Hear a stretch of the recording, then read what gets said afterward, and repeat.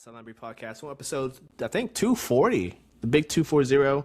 We're back after almost 2 week hiatus, guys. Good to be back, nice and recharged, and we got lots of news to go over. We'll start today's episode with the NBA Finals. We didn't do a prediction episode, but we will recap through three games. We had a couple big trades go down last week as well. And potentially someone coming out of retirement. So we'll talk about that. And we'll close the show with UFC Freedom 250. It's finally here this weekend at the White House Soft Lawn. Lots of big fights on that card. So we'll let you guys know about all the fight details and all that good stuff. So, all that being said, guys, stay tuned.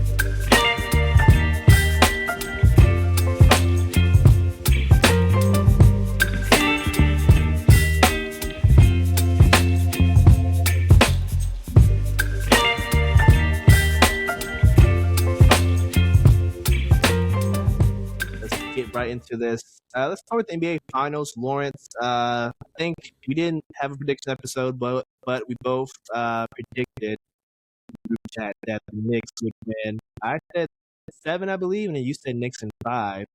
They're still on course to do that with a game tonight, game 4 in MSG. Lawrence, what are your thoughts through 3 games of the NBA Finals? First took a fight pretty much every single game, but we're only able to, capitalize to get a win Monday night, game 3.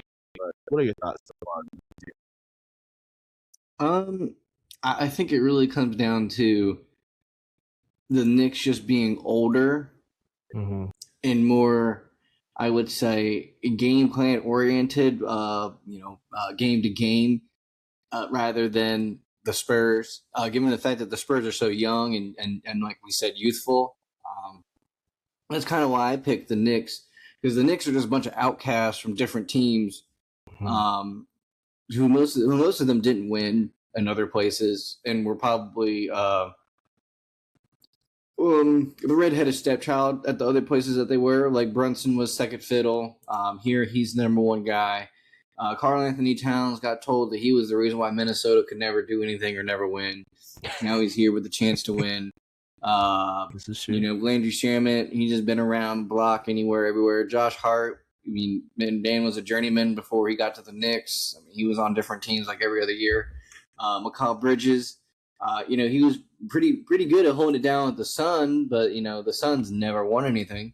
So, we're a team that has a lot of depth and understanding of how to win, and I wouldn't say a mentality that they've been here, but a lot of them have been in really important games throughout their career, and honestly the run that they've been on since beating the Atlanta Hawks, sweep doesn't really happen, not very seen to happen. The reversal of game 1 against the Cavs and like an embodiment of a whole for the Knicks. I don't want to say that it's too much momentum all at once for the Spurs, but put in perspective, the Spurs finally won last night, but they looked gassed as heck at the end of 2 nights ago. They looked so gassed after they did it. So you got to think, how much more do they even have in the tank to keep giving it all each night? Which they're going to keep giving it their all because they're young and they have the ability to do it. But just because you're young and you have the ability to do it does not mean the play and the skill around you is also going to live up to those expectations. And one thing I will say, kind of going into these games, is some of the, I wouldn't call them role players, but some of the smaller players on the Spurs, they just haven't been sinking the shots that I don't know if we're used to because they're kind of younger and we haven't seen a whole lot, but that we would think they would make. And I think it's just the legs are given. It's all those little analytical things that Josh Hart said don't really matter. It's something about what comes on the plate against the Cavs series. But, you see it in the small mistakes in the Spurs. Like game 2, man, I don't even know what Wemby was looking at because Stephon Castle's head never was turned around to you. But he just knew, as a big man in that position, you shouldn't be the one taking this ball up the court because you have no handles. So when we get to some guy who does have handles, but I'm sorry, the guy's got to be looking at you. There was nothing that told Wemby he had to keep running there. He could just stopped, they're going to get double team immediately. It doesn't matter. You're 7-4, 7-5. Doesn't matter. I mean, the only one I think that's given him, some defensive problems is Cat. I mean, I think Mitchell Robinson does a decent job, but Karl-Anthony Towns, I low key think is the player so far this series. We could just say it's Jalen Brunson because he's doing all those small things to make wins happen. But when they went on that run, Karl-Anthony Towns was like point center. He was controlling the ball. I think they've taken that away from him a little bit in the Spurs series because he's done so well defensively. And honestly, I wouldn't even say it's because Cat's like a great defensive player or anything. I just think he's just bigger.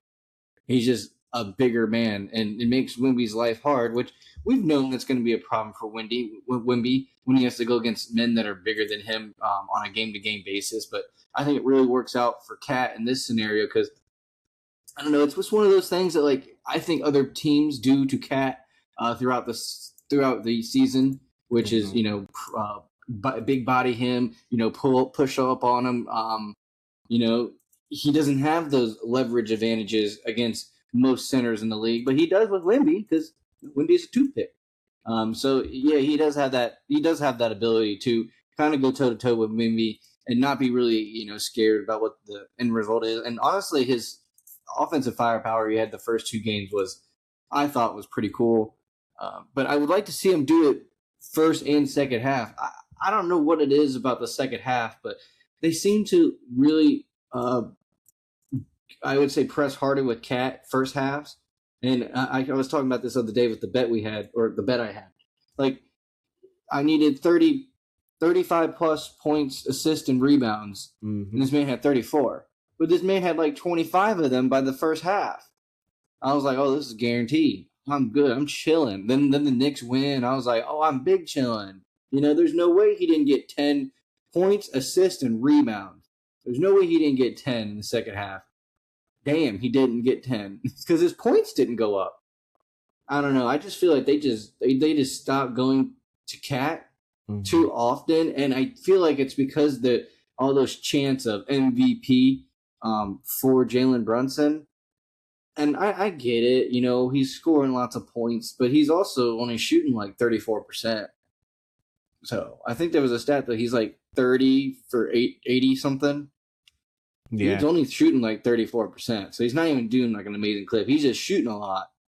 And nobody's saying anything because he's hitting the shots at the end of the game that matter. But there's a lot of points that he's not scoring in the beginning part of games that could be going through or to somebody else.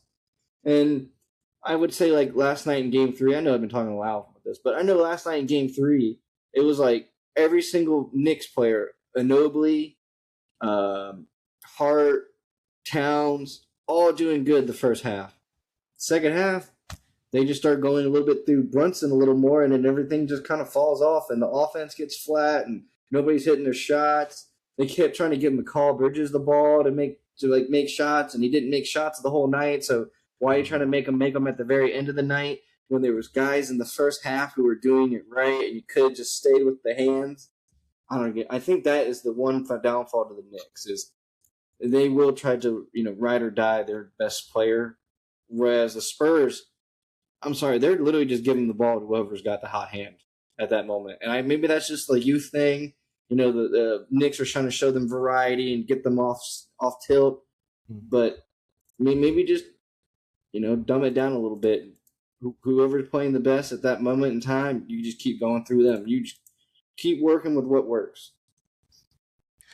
Yeah, I mean, I'm just gonna echo what you said, Lawrence. I think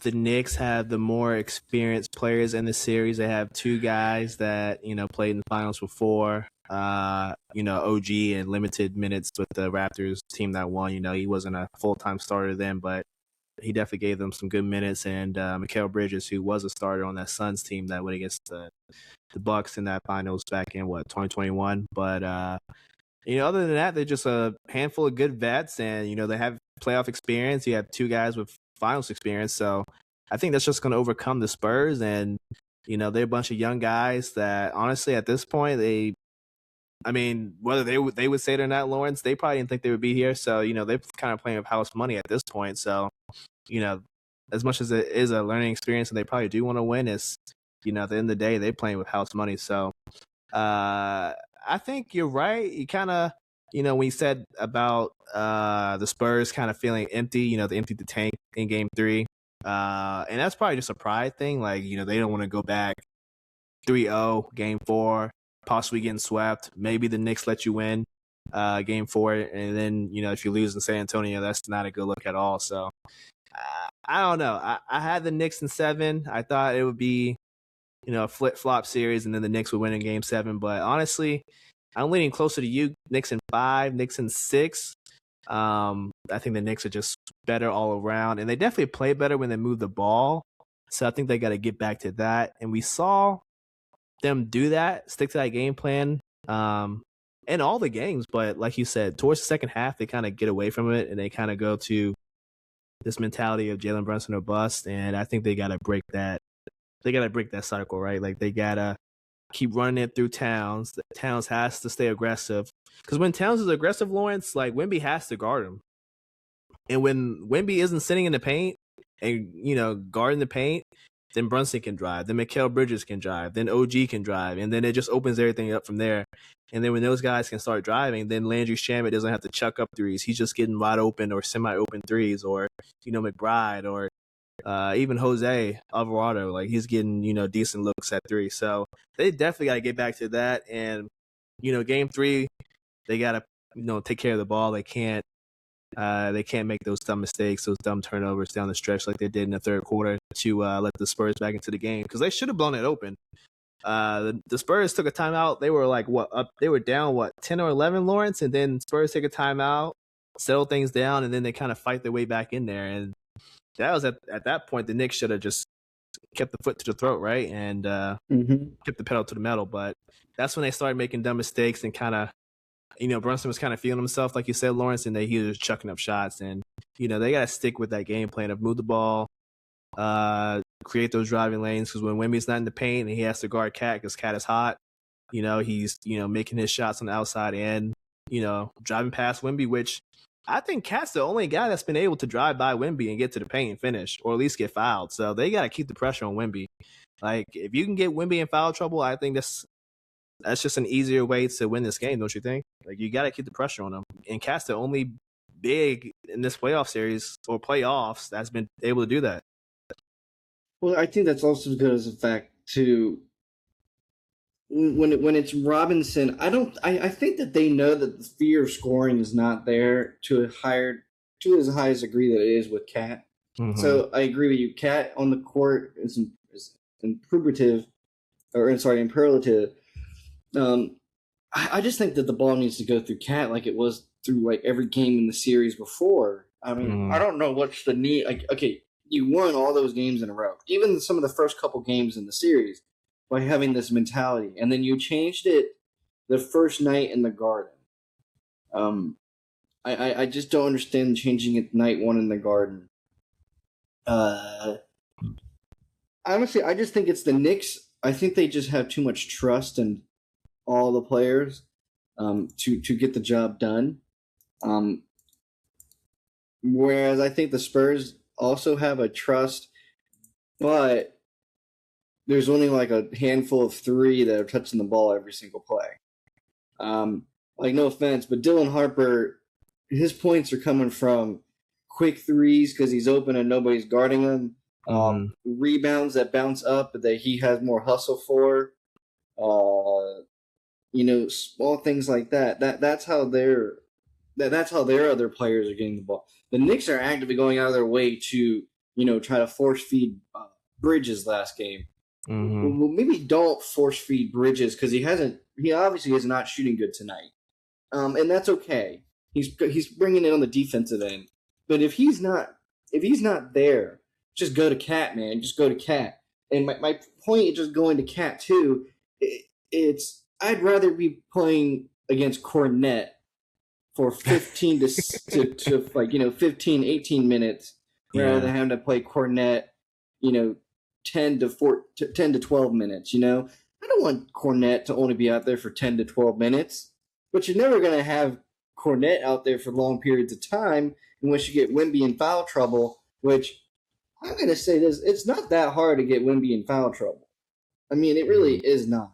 I mean, if they really truly wanted to, they could just have OG coming from the corner three position and then like drive paint really hard, make Wemby, press out to him to close out, and then, try to make a deep dunk pass to which Wemby's either going to have to try to kick ball, which automatically is a reset anyways. Mm-hmm. And if you had less than 14 seconds on the clock, you get 14 seconds back. So more time wasting. And honestly, as fast paced as the Spurs are, waste any time you want. That's be strategic about it. But those small integral things, they get Wemby out of position and in an uncomfortable spot to which he's going to foul you, or he's going to commit fouls that he probably wouldn't do. And I honestly think that should be their goal. They should be trying to play Luke Cornette as many minutes as they can. That's how the Knicks need to view it. I mean, I get it. He had that amazing block last series against the Thunder, but that was against another man in Hartenstein. That was a different man. The Knicks don't have a Hartenstein.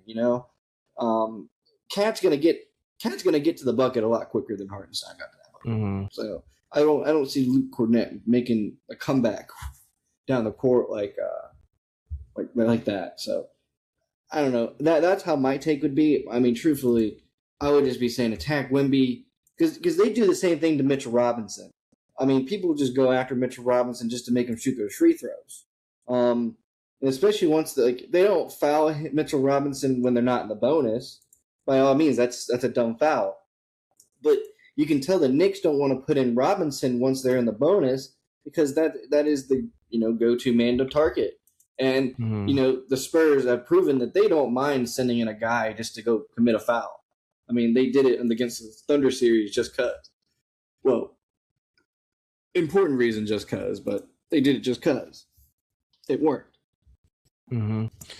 Yeah, so we will see how tonight games go, and if we'll only have a game 5, or will we possibly get this series extended to at least a game 6. So more on that next week. But we're going to make a pit stop in the NFL. A couple of things happened over the last week or so. Starting today, Patrick Mahomes, my homeboy, new contract extension, Lawrence. He gets over $500 million through 2023, I believe. I think they just tacked on 2 extra years at the end of his deal. So he has at least $504 million guaranteed, and I think with incentives he can get up to $522 million. So some big boy dollars for the 3-time champ. Still don't know if he's gonna be ready yet for the start of the season. They do have Justin Fields as the backup, but hey, they paid him. Any thoughts on this? I think that just means that he's a guarantee for the first game of the season this year.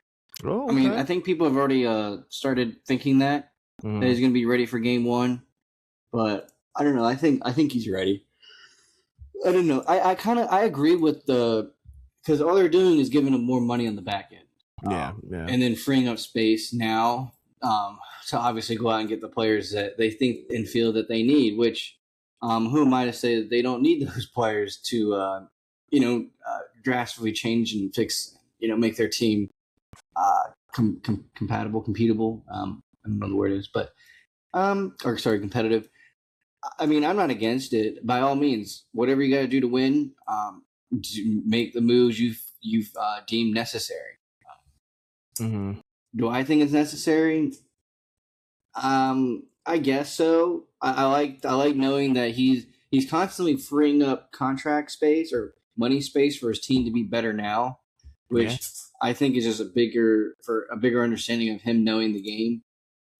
So yeah, I mean, I'm completely down for it. Yeah, I had no issues with it. He definitely deserves it. Hey, you brought them 3 Super Bowls. Why not, continue to pay your quarterback top dollars? So I think the new average of $64 million is NFL record. So we'll see if any of the other top 4, top 5 guys gets a new extension in the meantime and kind of meets him there at 64 million. But I think the one problem everyone's going to have meeting him there is the fact that none of them have a resume because he's been chalking or stacking his resume so high that it makes it harder to justify the others to get that resume. Like, by all means, like Josh Allen, great quarterback. You know, he plays his ass off game to game each time. Does he deserve that kind of the same amount of pay? Not really, because he doesn't have one Super Bowl. Not one Super Bowl. Not one AFC championship game. Same with Lamar Jackson. Plays his ass off. Does great. You know, pretty good quarterback. Not able to make that same deal with him. Oh, he's got more MVPs than Patrick Mahomes. That's cool too. You know who else had more MVPs? Peyton Manning had more MVPs than Tom Brady, who we look at as the GOAT more often. I mean, more people call Tom Brady the GOAT than Peyton Manning. Now, you could obviously say in your own mind somewhere out there that Peyton Manning is a GOAT, which by all means, Peyton Manning is a GOAT. But when you think of the GOAT in the NFL, your mind doesn't immediately jump to Peyton Manning, 4 MVPs. That's going to be the downfall of like Lamar Jackson. Okay, Lamar, you want more money. Patrick Mahomes is doing this team-friendly thing over here with the Chiefs, and he's constantly going to the big bowl. You want this uncontract friendly, but you're not taking me to the bowl. You're not even taking me to a champ. This is true. I honestly just think it's going to make it harder for other quarterbacks. So, no offense, but Mahomes is building that resume unlike anybody else's. Yeah, no, you're definitely right about that.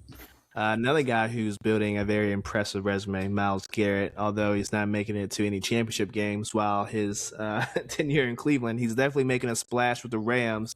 Unexpected trade, the Rams and Browns agreed to a deal. Myles heads to LA along with a couple of picks, first in next year's draft, a second the year after, and a third the year after that. And the Browns are getting Jared Verse in those picks. So, yeah, I did not see this one coming, even though that there was that revision in Garrett's contract to make it so a post June 1 deal could be made, but I didn't really see that happening. I don't know if anyone did really. And so now Myles is with the Rams and potentially, one of the defensive GOATs, Aaron Donald, AD, might come out of retirement. He has, according to Shefty, 1 foot in, 1 foot out at this point. So they might have 2 of the best defensive linemen ever to play on the same line. It's looking scary over in LA. Lawrence, any thoughts? I mean, if we didn't think they were competitors before this, they brought in McDuffie. So we can't forget that in this offseason. They brought in McDuffie. We were saying last year their secondary was pretty bad, so they did a little bit to bolster it. I think that they could have done more maybe in the safety department. I just think that they have the mentality of just get it done on the back end. But I think this is more important for the team overall because this is now them focusing on getting to the quarterback in a much quicker capacity and a more aggressive capacity game to game. Like, I don't know, if the Rams averaged, 2.5 sacks per game last year, we're guessing they're going to be at 3 to 3.5 to maybe 4 sacks a game this year. I don't know if those stats are correct, but I would assume that they probably feel that an influx of, at least 1 to 1.5 sacks, maybe 10 to 15 more pressures. And I think that's going to be pretty important for them because, one, they're going to want the quarterback running. Like I said, I don't think that their secondary in terms of safeties and all that are the most amazing and jump out at you. Golden Glove in basketball in terms of MLB, they're not Golden Glovers. There's nobody that's that amazing out there, but they can get the job done, and it's much easier to get the job done when the quarterback is either always on the run, always having to move, doesn't get to have his feet set for his passes. So which balls come out more wobbly, less oomph on it, more play on the ball. I think all these are going to add up, and hopefully it does well for them. Otherwise, I think it was a big mistake. They did just give Matthew Stafford a shit ton of money to And just I be there mean a for like lot. one extra year. Yeah. I mean, a lot. And all that proved was, in my opinion, uh, McVay did not want Ty Simpson. They brought in Ty Simpson. He knows that he's going to have to run it with Ty Simpson, and he's just trying to delay the inevitable as long as possible to not have to. I would just say turn to him as quick. Maybe I can develop him in 2 or 3 years, but I don't want to be. He's basically telling us I don't want to be running with that this year. Mm-hmm. No, I agree. I think Ty was not his pick. That was more of a what's the GM like Les Snead or whatever that guy's name is. Like that was an upper management pick. That was probably owner wanted a new quarterback because the owner or the GM knew for certain that Stafford wasn't going to play more than another year or so. So what do you do to kind of calm everyone's nerves? Because Stafford's kind of out the door. You go get probably the best defensive guy still playing right in the NFL currently. And Myles Garrett set the sack record last year.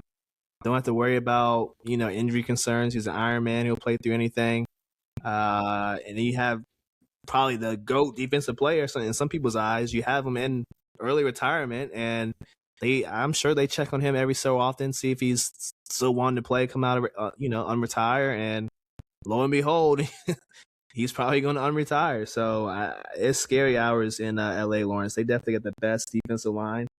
And we definitely said, the secondary is kind of trash, but when you go get McDuffie and you go get Myles Garrett, their defensive line is so scrappy, so good now that you might not even have to worry about your corners because, 3 seconds and the ball has to be out, right? So I'm not too sure the corners are going to be the issue. I think they just got to keep those guys upright on the defensive line, and Stafford just has to keep playing well. He's the MVP, so you got to keep up that type of play.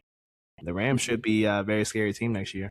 Yeah, I agree with you. I think that the Rams' idea was we're going to lock down the edges with our 2 corners because they're 2 decent, pretty good corners. Like I said, their linebackers and safeties are a lot less desirable. But their thought process is that quarterback's not going to be sitting in the pocket looking over the middle and getting the ball to anybody over the middle. So there nullifies our safety issue of our safeties probably not being great coverage guys. They're going to be justifiable in those positions because they're never going to be facing a quarterback that is sitting with time, pocket patient. And, there might be a few games in which that hiccup does come up. The fact that, they're not game playing for good teams with O-lines. No offense, but if there's a team that has an outstanding O-line, they play the number 1 offensive line in the league at pass defense, they might get beat up a little. They might get thrown on a bunch. But that's what paying, Matthew Stafford for his services for a couple more. That's what that service is for.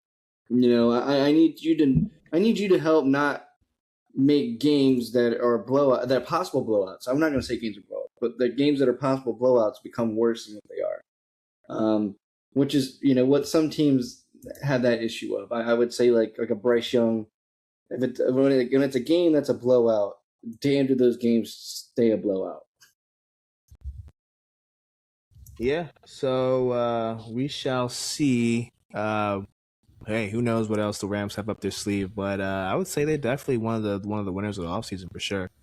And the Browns, hey, they get Jerry Verse, they Pro Bowl edge rush, so it's not like their defensive line is totally taking a hit. They still got a good player coming back.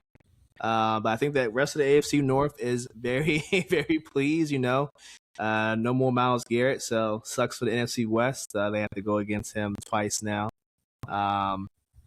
And I think this leaves very interesting AFC North in terms of defensive players. I wonder what team is going to kind of lead the division in defense now that Myles is gone. So some interesting things to look forward to. But last but not least, we got UFC Freedom 250 on the White House South Lawn this Sunday, Lawrence. I believe the main card starts at 8. Not too sure when the prelims start, but what highlights do you have coming from this card? Of course, we got Justin versus Ilya, but anything else we got to look forward to? Oh man, Justin versus Ilya. Ilya's gonna knock out my boy. Um, Hate to see it.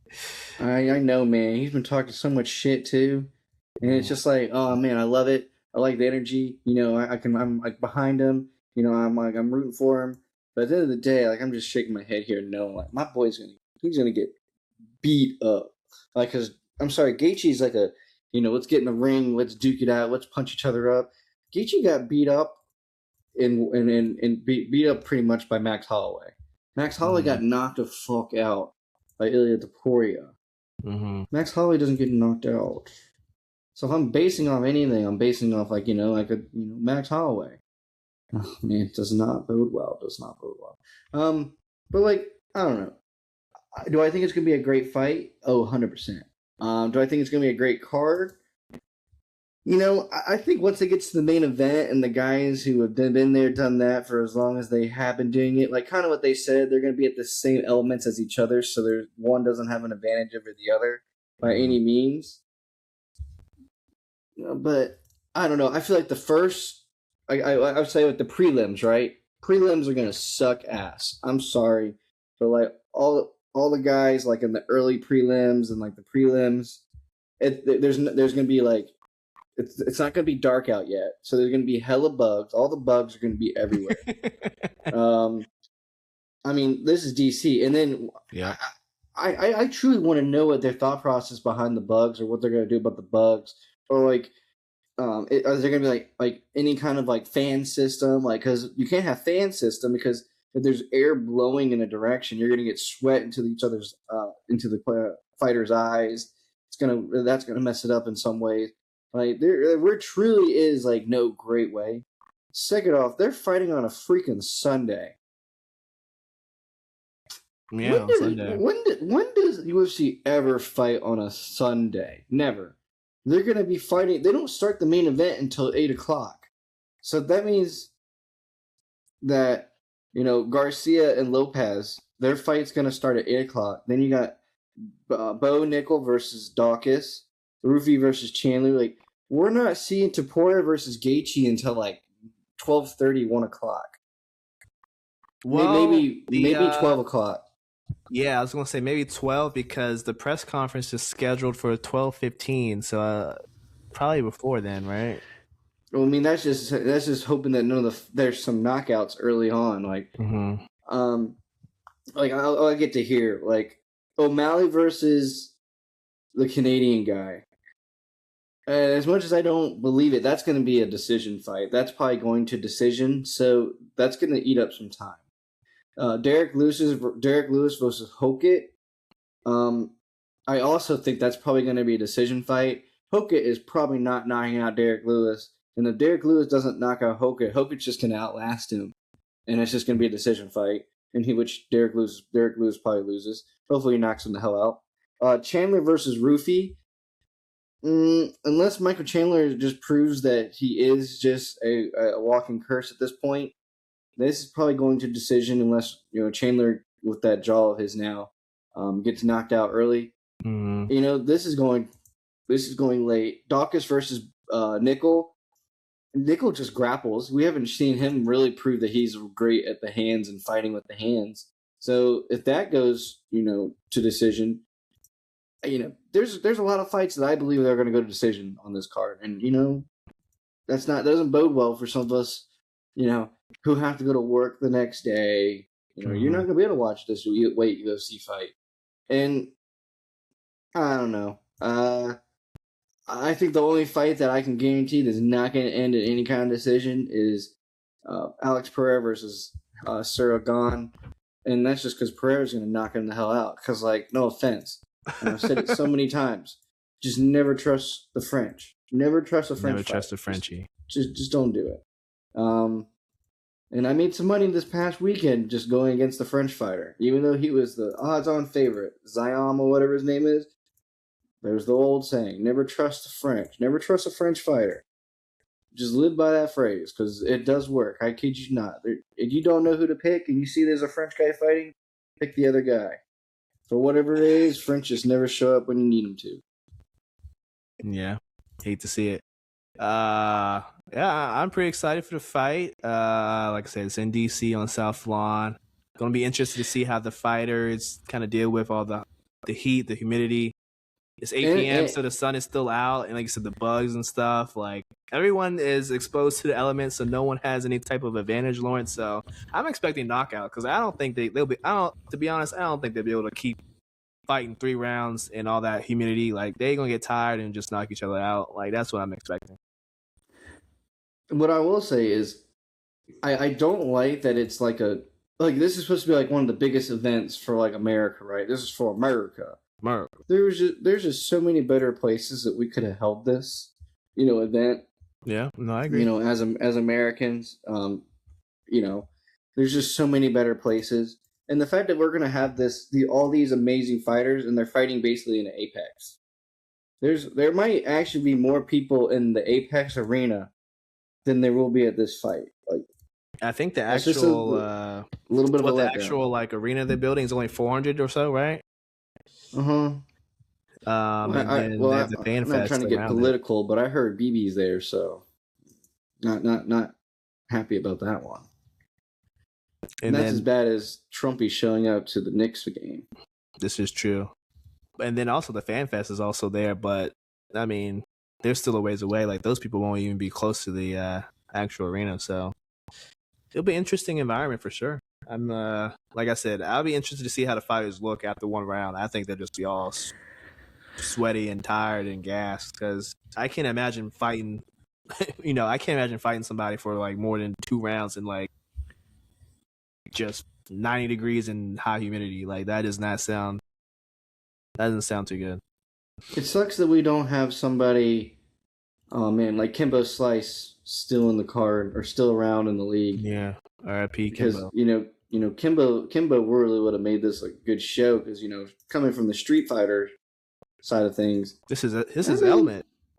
Yeah, and that's one thing Gaethje was saying, that he's claiming that he's going to have the advantage because he's a Southern boy and he grows up and he works like on a farm. I mean, sure, Bro, maybe so. Sure. If you're not out there training in the heat in similar conditions like this, it don't matter, bro. You training in air conditioning is not going to simulate what it's going to be like, Sunday night. Sorry to say, but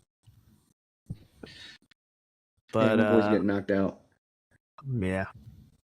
I'm hoping for the best for him, but you're probably right about that one. Anything else we got to cover? The next game is about to start, so we got to head up out of here. But anything else? We got the Stanley Cup Finals. Also, wish Jacob was here to talk about that, but I think it's series started 2-2 last night, right? Yeah, I mean, this is probably one of the they keep saying it all the time, but yeah, I've probably only seen a few of them. But this may or may not be one of the best ones ever, like in terms of a series. Yeah, I mean, come back from what was it, Game 3 that the Canes came back and won in OT, and then last night it was just pretty much belt to ass. I thought there would be a lot more belt to asses because both teams do a great job of getting up early, but then both teams also do a good job of not keeping their leads once they have them early. Yep. I mean, I personally believe that this is the Hurricanes' year, and they got it, and they're probably gonna. I'm not gonna say take it all, but I probably would lean a little bit more. And as each game goes on, it makes you lean a little bit more on the Hurricanes, mainly because they haven't been in 7-game series this whole time. I get it. The Vegas Knights, they swept the Colorado Avalanche last time, but they had a 7-game series over and on. But for the gist of it, they've really taken care of business. The Hurricanes, each game in and game out. I just want to see him get the job done. That is one thing that they've ceased to really do in the previous years is get the job done. So we just need to see them see it through. And honestly, every game that they've lost, it's literally them biting themselves in the foot. Like, I get it. They had that, the game where they came back and they almost won it in double overtime, or they took it to double overtime. But Game 2, they scored twice on themselves. Like, they scored 2 goals on themselves. They did also get 2 goals called back. Yeah. Yeah. So they did have that, but they also scored on themselves twice. One to finish the game, and once in the middle of the game. So, They really have, shot themselves in the foot at pretty much any point in time that they've given the other team the ability to do that. Yeah, so game 5, I believe, is tomorrow. So we pretty much got some type of final on every other night, if not, a couple times a week. So, hey, it's a good time for sports right now. Both finals going on. Both series are somewhat competitive. We'll see what the Knicks story is tonight. But other than that, guys, we're going to leave you with that. Thank you for watching episode 240 of the Sideline Brief podcast. Thank you for watching on YouTube, listening on Spotify. And with that, we will see you guys next week. Peace.